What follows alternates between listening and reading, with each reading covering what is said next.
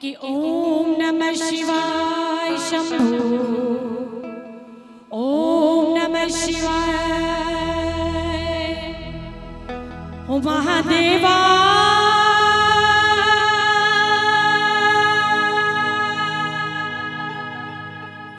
ओ महादेवा तेरा डमरू डम डम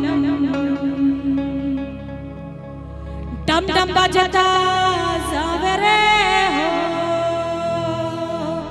आइए सारे मिलके महाभक्ति का जाप करेंगे। कैसे?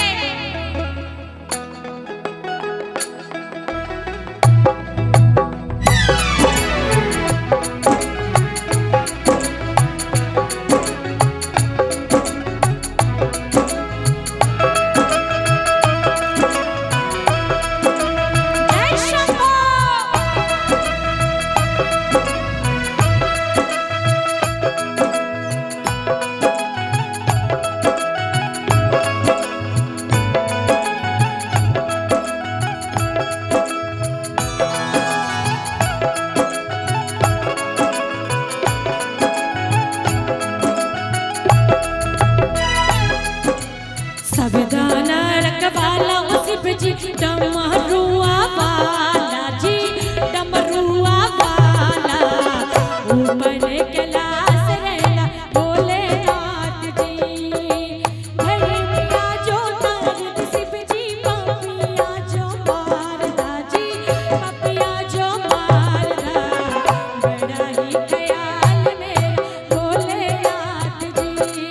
महादेवा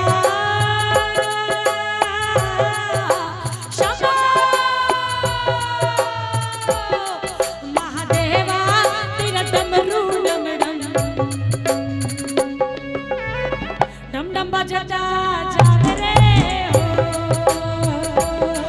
महादेवा तेरा डमरू डम डम डम डम बजता जागरे हो। ओम नमः शिवाय शंभु, ओम नमः शिवाय, ओम नमः शिवाय शंभु, ओम नमः शिवाय। क्या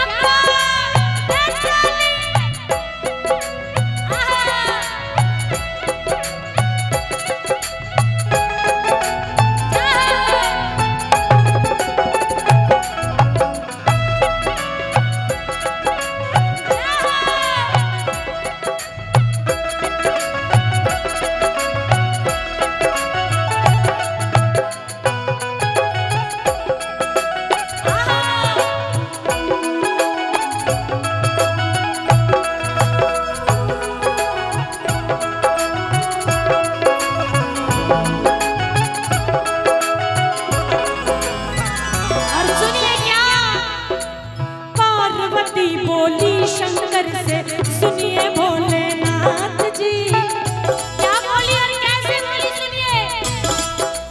पार्वती बोली शंकर से सुनिए भोलेनाथ जी। रहना है हर एक जन्म में मुझे तुम्हारे साथ जी। वचन दीजिए ना छोड़ेंगे कभी हमारा हाथ जी। ओ भोलेनाथ जी, ओ शंकरनाथ जी, ओ भोलेनाथ जी, ओ शंभुनाथ जी। पार्वती बोली शंकर से सुनिए भोलेनाथ जी। क्या बोली सुनिए, क्या बोली सुनिए। पार्वती बोली शंकर से सुनिए भोलेनाथ जी। रहना है हर एक जन्म में मुझे तुम्हारे साथ जी। वचन दीजिए ना छोड़ेंगे कभी हमारा हाथ जी। ओ भोलेनाथ जी, ओ शंभुनाथ जी। एक विशेष सूचना भोजनालय में एक कांवरिया बम की तबीयत अचानक बहुत खराब हो गई है। हमारे मेडिकल टीम के लोग वहां जल्दी से पहुंचे। निःशुल्क सेवा शिविर के जो भी मेडिकल टीम है कृपया जल्द से भोजनालय में पहुंचे।